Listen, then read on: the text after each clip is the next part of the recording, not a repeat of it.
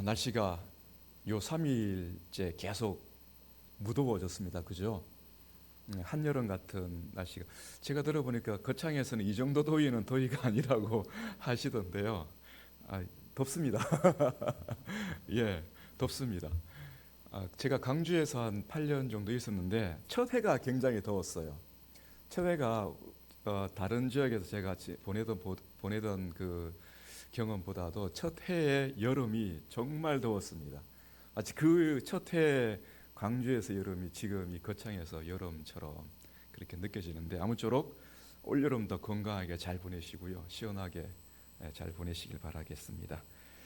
네, 오늘 말씀의 제목 은혜가 있는 교회라는 제목으로 함께 말씀을 듣게 되는데, 특별히 오늘 제3남전도의 헌신일입니다. 이 말씀을 통해서 우리 3남전도의 회원분들에게 또 위로와 힘이 되시고, 또 우리 성도분들에게 또 소망이 있는 말씀이 되시길 바랍니다. 제가 골로새서를 갖다가 쭉 준비를 하고 말씀을 전하는 가운데 그 한 장면으로 요약하자면 이렇습니다. 어두운 터널에서 있지 않습니까? 빛이 보이지 않는 어두운 터널에서 쭉 지나오면서 저 끝에서 밝은 빛이 보이는 가운데 영화가 끝나는 거 있지 않습니까? 예. 어둠 속을 지나다가 저 끝에서 희미한 밝은 빛을 보다가 점점 그 빛이 커지는 그 장면으로 끝나는 영화의 마치 그 엔딩 장면 있잖아요. 그렇게 끝나는 느낌이랄까? 사도 바울께서 골로새에 있는 교인들에게, 성도들에게 주님의 말씀을 전하면서 여러분들이 예수님을 알지 못했던 그 흑암의 권세에서 살다가 이제는 십자가에 죽으신 그 예수님을 듣게 되고 알게 되고 사랑하게 되고 또 그분을 위해서 헌신의 삶을 교회 가운데 살아가는 여러분들입니다. 그러니 여러분들은 이제 더 이상 이 흑암의 권세에 살아가는 이 세상과 같은 똑같은 삶을 살지 마시고 주님께서 여러분들을 하나님의 자녀로, 하나님의 백성으로 다시 살게 하신 것을 믿으시고 그 주님께서 주시는 그 사랑과 그리고 그 교훈을 따라서 살아가십시오. 그렇게 살아갈 때 십자가에 죽으신 그 주님께서 저 하늘 보좌에서 여러분들을 내다보시면서 여러분들로 하여금 완전한 구원에 이르기까지 도와주시는 그 은혜를 여러분들은 경험하실 것입니다. 그러면서 이제 각 개개인의 삶을 적용시키고 있는 것이죠. 아버지로서, 아내로서, 종으로서, 주인으로서, 그리고 각 사회적인 위치에 있는 사람으로서 그리스도인으로 어떻게 살아야 될 것인가, 그러한 권면을 하면서 이제 오늘 말씀은요, 마지막으로 이제 마지막 인사, 편지의 마지막 인사잖아요. 그런데 그 편지의 마지막 인사가 어떻습니까, 여러분?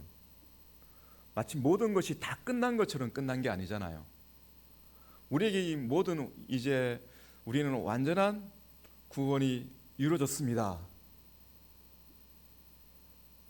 이런 식이라든지, 아니면은 며칠 후면 우리는 이제 천국에 다 들어가게 됩니다, 이런 식이라든지, 아니면은 주님께서 날마다 여러분들 앞에 함께 계셔서 여러분들이 의심함이 없이, 여러분들이 믿음에 흔들림이 없이 정말로 주님께서 이 땅에 사시는 그때와 같이 여러분들과 여러분들의 눈앞에서 함께 계실 것입니다. 그렇게 마무리 짓지 않아요. 여러분, 이 마무리가 어떻게 끝나면요, 교회를 위해서 수고하고 함께 동력자가 되고 함께 주님의 뜻에 완전한 확신 가운데 있고, 그리고 그 가진 직분을 이루어가는 그 과정 가운데 있는 교회로 설명하면서 정작 사도 바울 자신에게는 어떻게 마무리 짓고 있습니까? 18절 말씀이죠. 나 바울은 친필로 문안하노니 내가 매인 것을 생각하라. 은혜가 너에게 있을지어다. 내가 매인 것을 생각하라. 말하자면 복음을 전하다가 감옥에 갇혀 있는 자기 자신의 처지를 갖다가 생각하라는 것이죠. 그럼 여기에 희망이 있습니까, 없습니까, 여러분? 인간적으로 보았을 때는 희망이 없어 보이잖아요. 하늘의 왕 대신 세계를 창조하시고 우리의 구원자 되신 주님께서 사도 바울과 함께 하시고 우리 교회와 함께 하신다면 왜 여전히 매여 있는가? 그렇죠. 그리고 왜 여전히 우리는 복음을 전하면서 힘든 여정을 살아가는가? 또 왜 여전히 우리는 세상의 철학과 가르침과 여러 이타 종교들 가운데 살아가면서 우리가 가지고 있는 믿음이 흔들릴 수밖에 없는 그러한 상황 가운데 있는가? 그리고 우리가 가진 이 직분이라는 건 도대체 무엇인가? 정말로 주님께서 나에게 주신 직분인가? 아니면은 내가 나의 영예를 위해서 가지고 있는 직분인가? 왜 우리는 살아가면서 여전히 이러한 질문을 가지고 우리 스스로 괴로워하고 또 교회가 가지고 있는 때로는 이러한 문제들 때문에 교회가 어려움에 처하게 되는 것일까요? 오늘 말씀은 그것을 가르치고 있는 것이에요, 여러분. 우리가 가지고 있는, 교회가 가지고 있는 은혜는요, 이미 완전하게 갖춰져 있지만은 그 완전하게 갖춰져 있는 그 은혜가 실제적으로 나 자신과 우리 교회에게 정말로 살아계신 하나님께서 우리에게 약속으로 주신 그 생명과 같은 은혜라는 것을 실제적으로 경험할 수 있는 사람은 누가 되겠습니까? 참된 믿음을 가진 그 사람만 경험할 수 있다는 것이에요. 믿음이 없는 사람은 절대로 이러한 하나님의 은혜를 경험할 수 없습니다. 내가 가지고 있는 믿음이 확신이 있는 흔들림이 없는 믿음인지, 내가 가지고 있는 직분이 주님의 그리스도의 대리자로서 주님 그리스도께서 직접 나에게 주신 직분인지, 아니면은 정말 나라는 사람이 이 교회 안에서 함께 동력자 된 성도들과 함께 어우러져가는 그 가운데 있는 사람인지, 여러분 어떻게 확신할 수 있겠습니까? 교회는 여전히 세상 가운데 있고요. 교회는 여전히 세상 가운데 있으면서도 교회 자체가 가지고 있는 인간성이라고 하는 그 불완전한 그 사람들이 모여서 믿음을 가지고 살아가는 사람들이 공동체이지 않습니까? 그 가운데 누가 정말로 진실된 믿음을 가지고 있고 누가 정말로 그 경륜에 따라서 성숙한 신앙을 가졌는지, 누가 과연 성숙하지 못한 신앙을 가졌는지, 그럼으로써 어떤 일이 발생합니까? 문제가 생기는 거거든요. 여러 가지 문제가 생깁니다. 자, 그럴 때 오늘 말씀을 통해서 우리에게 주시는 하나님의 주님의 교훈이 무엇이냐면은 우리 교회가 가진 은혜가 무엇인가라는 것을 다시 한번 생각해 보라는 것입니다. 여러분, 이미 우리는요 그리스도인으로서 은혜를 가졌습니다. 그 은혜가 무엇냐? 앞에 다 설명된 것이에요. 예수 그리스도를 통해서 하나님께서 우리에게 평강의 은혜를 주셨고, 예수 그리스도를 통해서 하나님께서 우리에게 사랑을 주셨고, 예수 그리스도를 통해서 우리에게 하나님의 사람으로 살아갈 수 있는 그 은혜를 주셨다는 것이죠. 진리 가운데 굳건히 서서 그 믿음을 버리지 않고 오직 그 믿음만 가지고 하나님을 의지하고 살아갈 수 있는 그 은혜를 우리에게 그리스도를 통해서 우리에게 이미 주셨습니다. 그래서 흑암의 권세에 살던 우리의 그 자연적인 그 사람의 그 신분에서 이제는 예수 그리스도를 믿음으로 성령의 능력과 은혜 가운데 구원받은 자로서 다시 태어난 사람으로서의 그 하나님의 백성으로서의 그 자격을 가진 사람이라는 그 은혜를 가지고 있다는 것이에요. 오늘 이 말씀을 들을 때는요, 이 은혜에서 출발하자라는 것입니다. 과연 나 자신이 십자가에 죽으신 그 예수 그리스도를 통해서 하나님의 사랑을 받고 하나님을 사랑하고 있는지, 그리고 나 자신이 그 하나님의 사랑을 통해서 하나님과 화평한 관계에 있는지, 내가 하나님을 아버지라 부르고 하나님께서는 아버지라 부르는 나에게 오셔서 그 아버지로서의 사랑을 나에게 말씀을 통해서 위로와 그리고 격려와 그리고 기쁨으로 내 심령 가운데 충만한 시간을 허락하고 계시는지, 우리 성도들은요 여기서 출발하는 것이에요. 기본적인 전제가 무엇이냐면은 이미 우리 교회는요 이러한 은혜를 다 가지고 있다라는 것입니다. 성도 한 사람 한 사람이 그러한 은혜를 가지고 있다라는 것이에요. 그런데 이러한 은혜 가운데 있으면서도 이 은혜가 우리에게 있어서 각 개개인에게 있어서 때로는 감춰져 있는 것처럼 우리에게 숨겨져 있는 것처럼 그러한 시간을 가질 때가 있다라는 것이에요. 언제겠습니까, 여러분? 여러분 각자가 신앙의 그 믿음에 대한 확실성이 희미해질 때 언제입니까? 그렇죠. 삶이 어려운 순간이에요. 삶이 어려운 순간. 교회가 어려워질 때, 여러분의 전도회가 어려워질 때, 여러분들의 개개인의 신앙의 삶이 어려워질 때 아무리 기도해도 하나님께서 내 기도를 들어주지 않으신 것 같아요. 아무리 기도해도. 예. 기도 시간을 정하고 주님께서 약속하신 대로 기도를 함에도 불구하고 고난의 시간이 길어지고 있다는 것이에요. 이것은 좀 좋은 측면으로 제가 설명한 것입니다. 그런데 좀 좋지 못한 측면으로 설명한다면 기도하는 시간도 가지지 못해요. 너무나 삶의 문제에 깊이 빠져 있어요. 일이 잘 안 되기 때문에 그 문제를 해결하기 위해서 전도회가 잘 모이지 않기 때문에 그 전도회가 모이지 않으니까 어떻습니까? 힘도 없어지고 같이 모이려고 하는 의욕도 사라지고요. 기도 시간도 없습니다. 서로 권면하는 것도 이제는 지쳐집니다.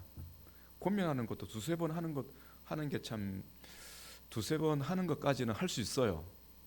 근데 아무리 해도 마음에 돌이킴이 없어요. 그러면은 참 이 앞에 서서 인도에 나가는 분들의 입장에 있어서는 참 너무나 힘들거든요. 뭘 해도 잘 안 되는 것 같아요. 삼남전대 여러분, 삼남전대 어떻습니까, 여러분? 그러니까 여러분들께서 주님께서 여러분들 삼남전대 회원분들에게 1년 동안 계획하게 하시고 또 사역하게 하시고 또 서로의 관계 가운데서 신앙의 어떤 격려와 도전을 주고, 그죠? 또 권면을 하고 그럴 때 서로에게 열매 맺는 그러한 경험들이 나타나고 있습니까? 한번 생각해 보십시오. 다른 전도회는 어떻습니까, 여러분? 이게 우리가 교회 가지고 있는 문제이거든요. 어려운 시간의 문제예요. 과연 우리에게 무엇이 부족해서, 과연 우리에게 부족한 것이 있는가? 분명히 하나님께서는 우리에게 완전한 구원에 이르는 그 씨앗을 우리에게 주셨거든요. 예수 그리스도를 통해서 이미 영생에 이르는 그 완전한 은혜를 우리에게 주셨어요. 그런데 왜 우리는 계속해서 힘든 시간을 보내고 있는가? 혹시 그렇지 않은 전도에 있습니까? 그렇지 않은 분들 계십니까? 그렇지 않으면요, 여러분 개인이나 여러분 전도회나 하나님의 은혜와 경험이 있다면 그러한 것들을 함께 교제하는 가운데 나눌 수 있는 시간을 좀 가져보시기 바랍니다. 제가 보기에는 제가 이 열린교회 6개월 정도 있었지 않습니까? 제가 듣는 귀에는요, 여러분들로부터 듣는 그 소식은 많이들 힘들어하시는 것 같아요. 예. 그래서 이러한 힘든 시간들 우리가 어떻게 지내면 되는가? 오늘 말씀 속에 있습니다, 여러분. 첫 번째입니다. 그 첫 번째가 무엇이냐면은 하나님의 나라를 위해 함께하는 동력자들입니다. 한번 따라해 볼까요? 우리는 하나님의 나라를 위해 함께 일하는 동력자입니다. 여러분 11절 한번 보십시오. 유스드라 하는 예수도 너희에게 문안하느니라. 그들은 할레파이나, 여기서 그들이라는 앞에 있는 미가와 유스도 그렇게 가리키고 있는 것 같아요. 이들만은 하나님의 나라를 위하여 함께 역사하는 자들이니 이런 사람들이 나의 위로가 되었느니라. 사도 바울도 복음 전도를 하는 사람 아닙니까? 그죠? 복음 전도자가 사도 바울은 지금 감옥에 갇혀 있거든요. 자기 자신의 입장에서 봐서는 내가 주님의 일을 하는 사도임에도 불구하고 이 복음 전도를 하다가 이렇게 감옥에 갇혔다라는 것은 상당히 어떤 그 예측하지 못한 그런 상황이 될 수가 있는 것이죠. 그러나 사도 바울 입장에서는요, 우리가 전체적인 어떤 신약 성경의 그의 글의 내용을 보면은 그는 자기가 처한 이 상황들을 갖다가 영광으로 생각하고 있다는 것이에요. 자기 자신이 어떤 잘해서 영광이 아니라 그리스도를 위해서 복음을 전하는 일 가운데 그리스도와 같이 세상이 그리스도를 미워한 것처럼 자기 자신도 세상으로부터 미움을 받는 그 상황 가운데 있기 때문에 자기가 가지고 있는 믿음의 확신과 사도로서의 직분을 그 고난을 통해서 확신하게 되는 것이거든요. 자, 그런데 자기가 처해 있는 이 상황 가운데서 또 동일하게 하나님의 나라를 위해서 일하고 있는 이들의 실제적인 이름이 등장하고 있잖아요. 특별히 유수드라고 하는 사람. 여러분, 옆에 계신 여러분들의 함께하는 성도들을 향해서 얼굴을 한번 바라보시기 바랍니다. 함께하는 우리는요, 하나님 나라를 위해서 함께 사역하는 동력자라는 것을 여러분 잊지 마시기 바랍니다. 신앙생활 나 혼자 하기는 참 힘들거든요. 또 우리끼리만 하기에는 몇 사람만 교회를 위해서 헌신한다고 우리만 이렇게 헌신한다고 생각하면요, 참 힘이 빠집니다.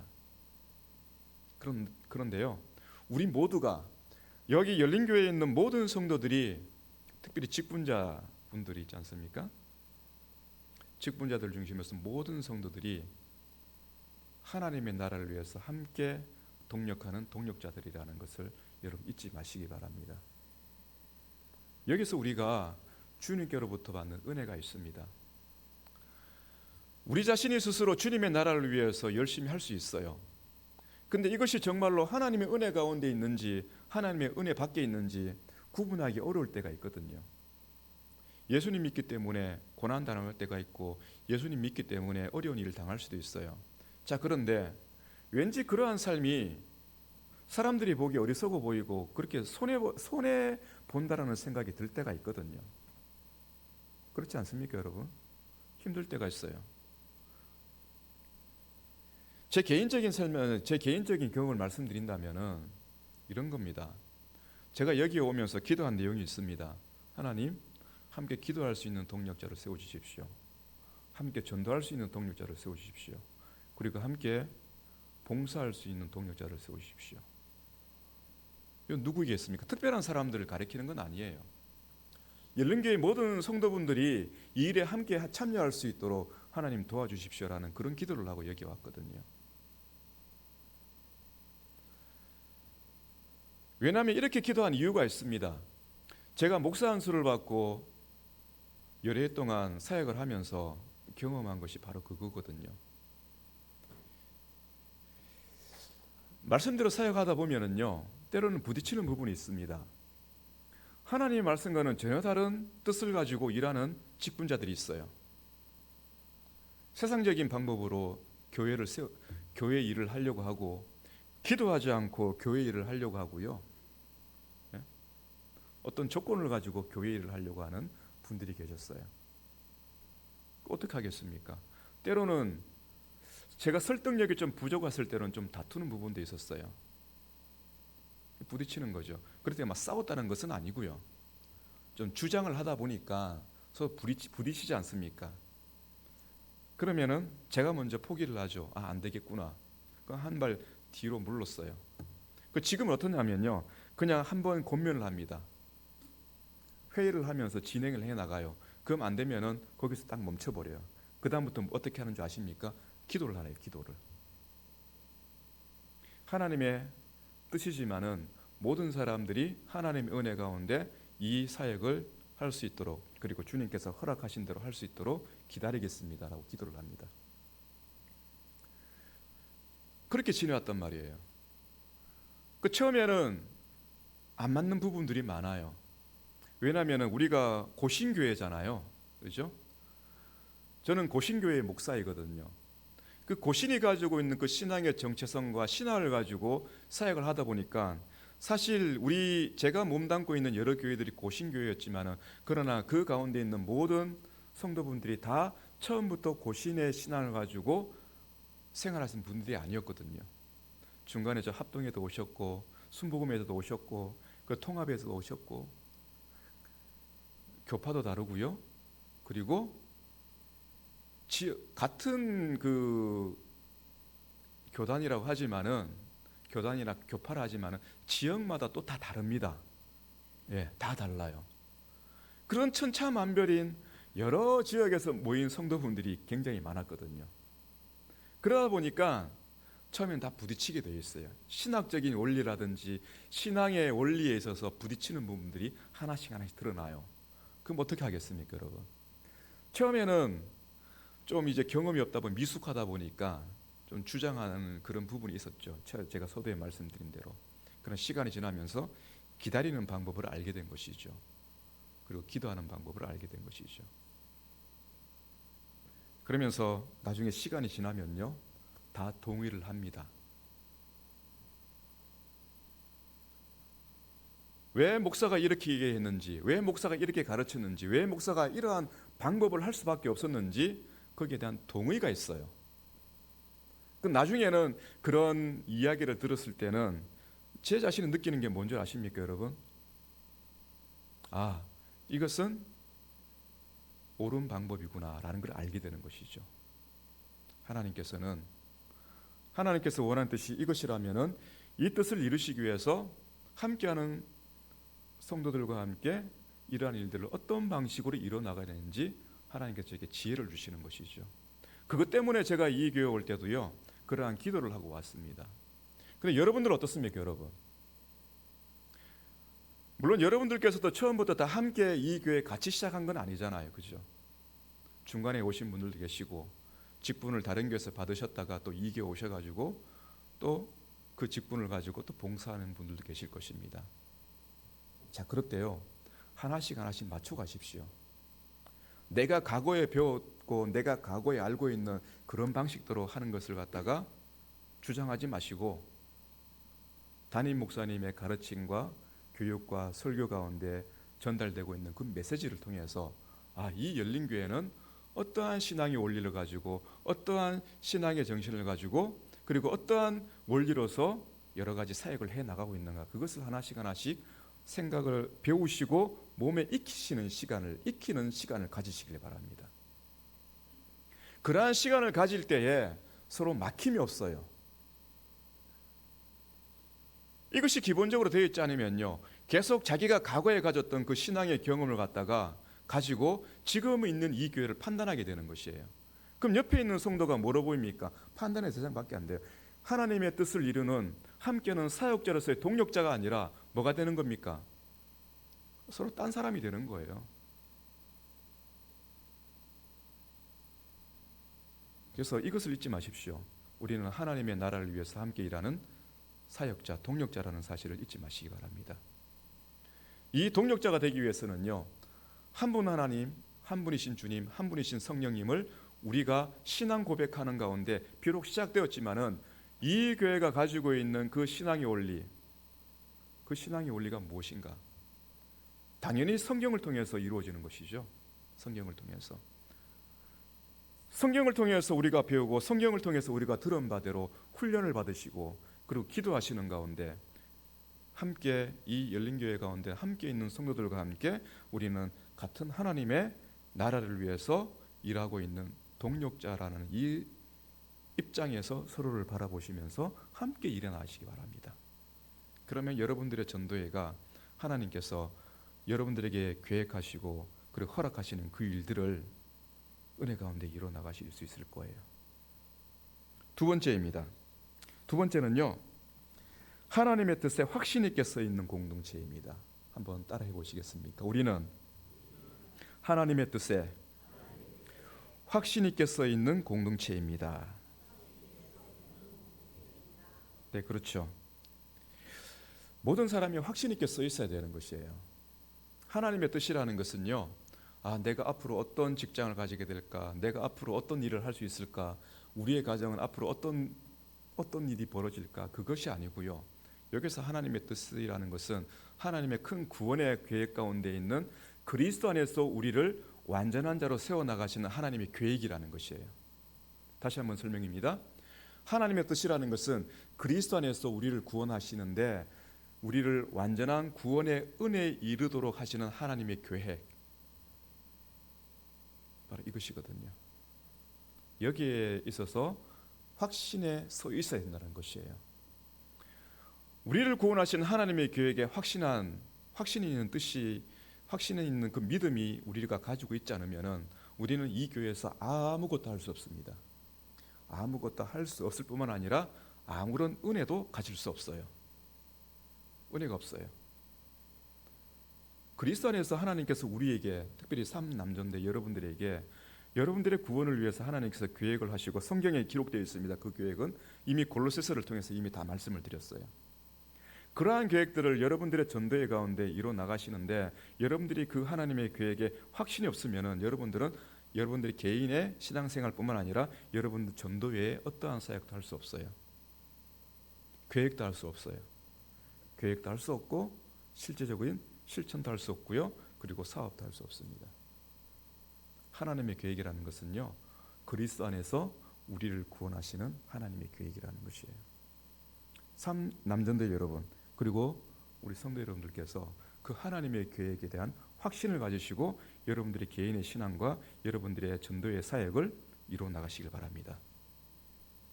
구원의 계획 가운데 우리 전도회가 있는 것이고요, 구원의 계획 가운데 여러분은 개개인의 신앙이 있다는 것이에요. 이 밖에서는요, 우리의 삶에 어떠한 의미도 계획도 없다라는 것입니다. 우리의 삶의 목적이 무엇입니까? 우리의 삶의 목적이라는 것은 하나님을 영화롭게 하는 것이잖아요. 그 하나님을 영화롭게 하는 것이 무엇입니까? 우리를 완전하게 세워나가시는 그 하나님의 구원의 은혜 가운데서 그 일을 이루어 나가시는 하나님께 영광을 돌리는 것이거든요. 그렇기 때문에 우리 개개인의 삶이 이 하나님의 뜻에서 벗어날 수 없는 것이고 여러분들의 전도의 그 모든 사역들이 이 하나님의 뜻에 밖에서 있을 수 없다라는 것이에요. 그럼 두 번째 반드시 기억하시기 바랍니다. 하나님의 뜻에 확신 있게 써 있는 전도회가 되시길 바랍니다. 세 번째입니다. 세 번째는요, 직분을 삼가 이루는 그리스도의 대리자입니다. 자, 따라해 보겠습니다. 우리는 직분을 삼가 이루는 그리스도의 대리자입니다. 대리자가 무슨 뜻인지 알죠? 위임받은 사람이라는 것이죠. 직분이라는 것은 우리의 영예를 위해서 내가 정말 목사라는 직분을 갖고 싶다. 왜냐하면은 참 사람들에게 많은 사람들에게 뭐라 그럴까, 하나님의 말씀을 가지고 이 강대상에 서서 말씀을 전하는 것이 굉장히 좀 명예롭고 보이는 그런 측면이 있을까요? 모르겠습니다. 제가 강주에 있을 때 이런 얘기를 들었어요. 실제적으로 있는 일입니다. 어느 신학교에 많은 학생들이 몰려요. 근데 그 많은 학생들 가운데 홀로 있는 그 과부가 된 여인들이 많이 있어요. 교회 가운데. 그 전도사를 하면서 신학을 계속 하는 것이죠. 근데 그 여성분들의 첫 번째 그 배우자, 재혼의 대상의 첫 번째가 누군지 아십니까? 목사예요, 목사. 예. 그런 것들 때문에 신학교에 많은 문제가 있었다라고 그런 얘기를 제가 들었거든요. 실제로 교수를 하시는 분들이나 그 학교를 다니는 학생들을 통해서 들은 이야기입니다. 하나의 단편적인 예예요. 극단적일 수도 있어요. 그러나 이미 이것은 우리 교회가 가지고 있는 깊이 스며든 직분에 대한 이해의 문제입니다. 우리가 저기 연초에 그 재직을 새로 선출할 때 이것을 두고 같이 기도하면서 우리가 그 기도회를 또 가졌지 않습니까? 그때도 제가 직분에 대한 말씀을 좀 전했었는데, 직분이라는 것은 다시 한번 말씀드리지만요, 그것이 영광스러운 측면도 있지만은 다르게 보면요, 우리에게 그 작두와 같은 일이 될 수도 있어요. 잘 들으시기 바랍니다. 제가 신학교 교수님들께 이런 얘기를 들었습니다. 항상 설교단에 올라갔죠. 제가 예전에 한번 말씀드린지 모르겠습니다. 설교단에 올라갈 때는 작두 위에 올라가는 것처럼, 그럼 발을 딛고 올라가는 것이 아니라 목을 그 작두 위에 올려 둔다는 생각을 하고 올라가라, 그 얘기를 하셨거든요. 그 하나님의 말씀을 제대로 준비하고 제대로 전하라는 것이에요. 목사라는 직분을 가지고 목사의 직분을 제대로 하지 못했을 때는 그것은 오히려 다른 사람을 구원에 이르게 하는 그 자리가 아니라 다른 사람을 죽음에 이르는 자리가 될 수 있는 것이고, 여차하면은 자기 자신도 멸망에 이르는 그 자리가 될 수가 있다라는 것이에요.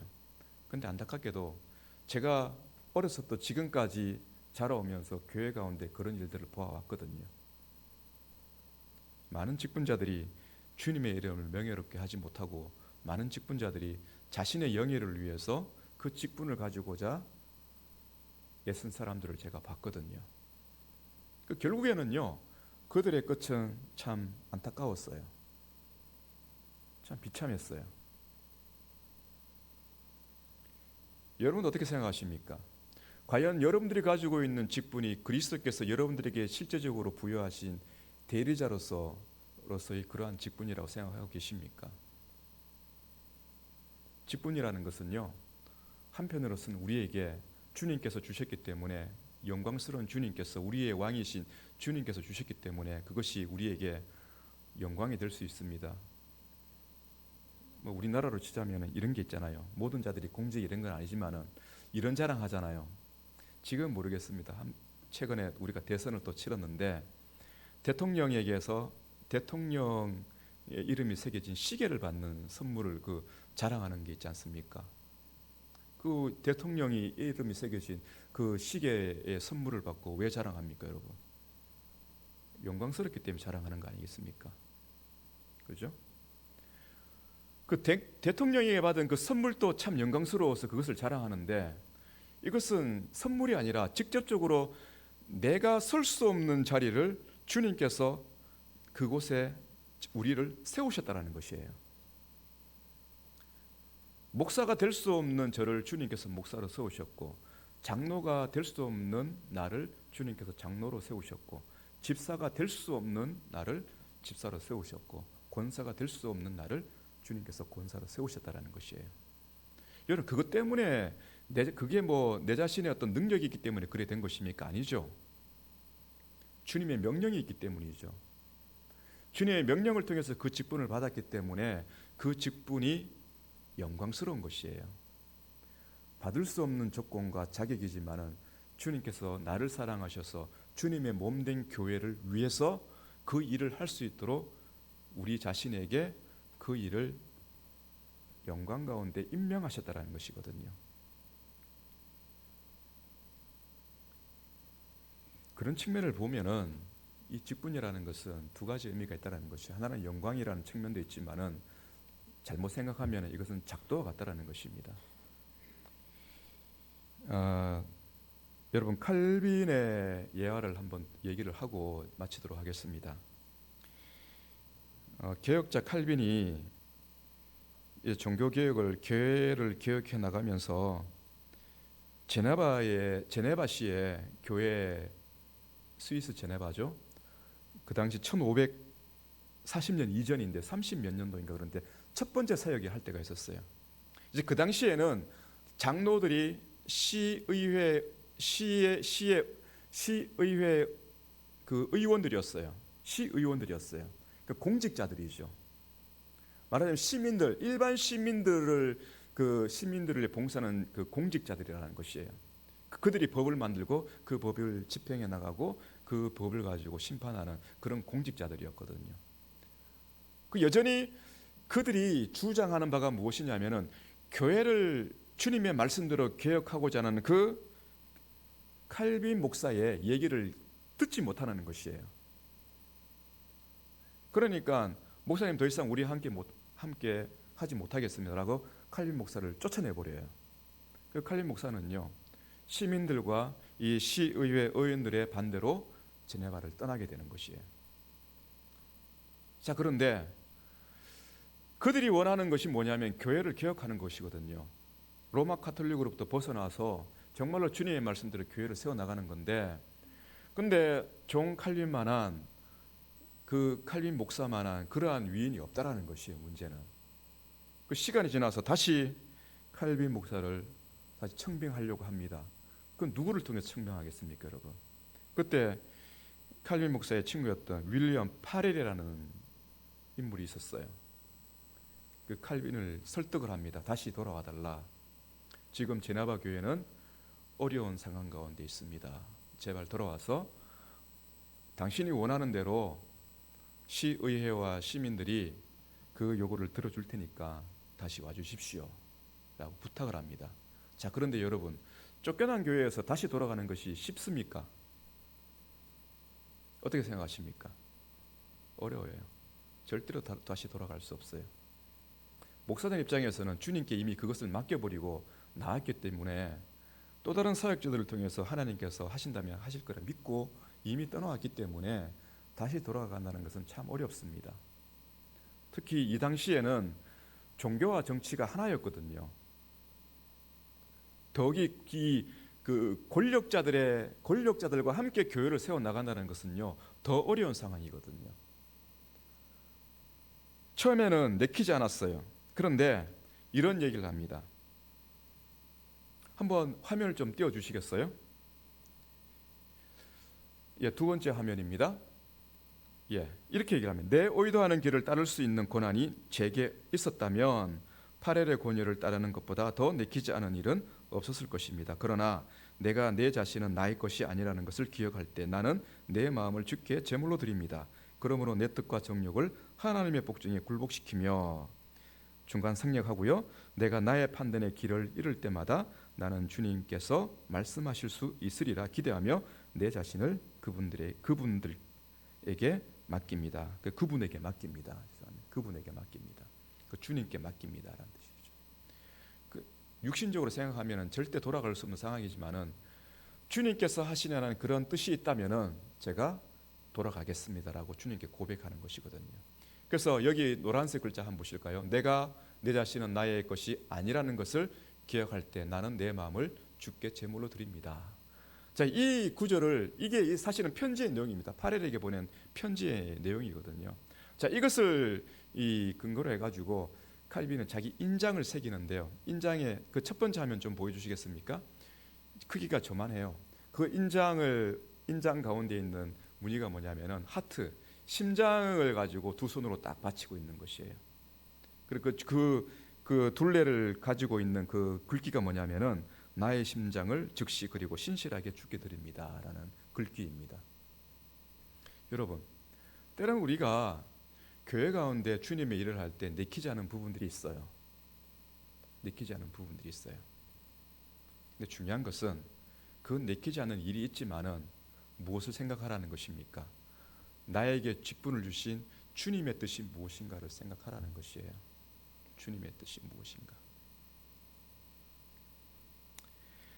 은혜가 있는 교회는요, 세 가지 있습니다. 첫 번째는요, 무엇입니까? 하나님의 나라를 위해서 함께하는 동력자가 있다는 것이에요. 두 번째는 무엇입니까? 하나님의 모든 뜻 가운데 확신 있게 서 있는 사람들이 함께 있다는 것이고, 세 번째는요, 주님께서 주신 직분을 삶과 이루는 동력자들이 있다는 것입니다. 이것이 진정으로 하나님께 은혜 받은 교회의 모습이에요. 자, 여러분들 곁에 계신 분들을 한번 보시겠습니다. 여기 있는 대부분의 모든 분들이 직분을 다 가지신 것 같아요. 그죠? 예, 직분을 다 가지셨어요. 이 세 가지를 기억하십시오. 그리고 주님께서 우리에게 주신 그 은혜를 가지고, 제가 서두에 그랬죠. 지금의 우리 교회는 저 어두운 터널을 지나와서 밝은 빛이 우리 눈앞에 확 크게 펼쳐져 있는 거기에서 끝나는 그 순간이라고.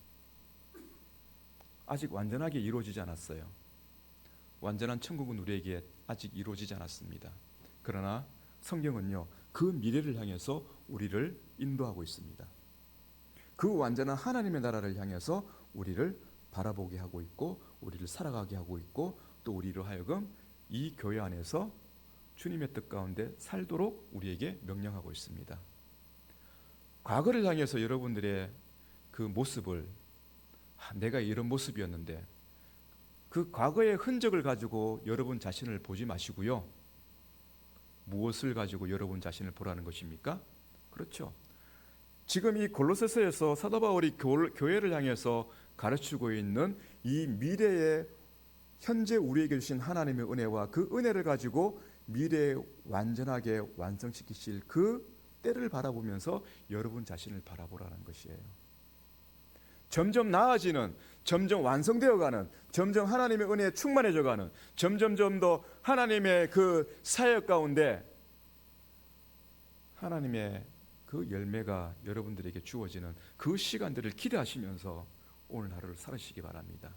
그때 우리 열린교회가 은혜가 있는 교회이구나라고 우리 함께 고백할 수 있는 우리 모두가 되시기를 주님의 이름으로 축복합니다.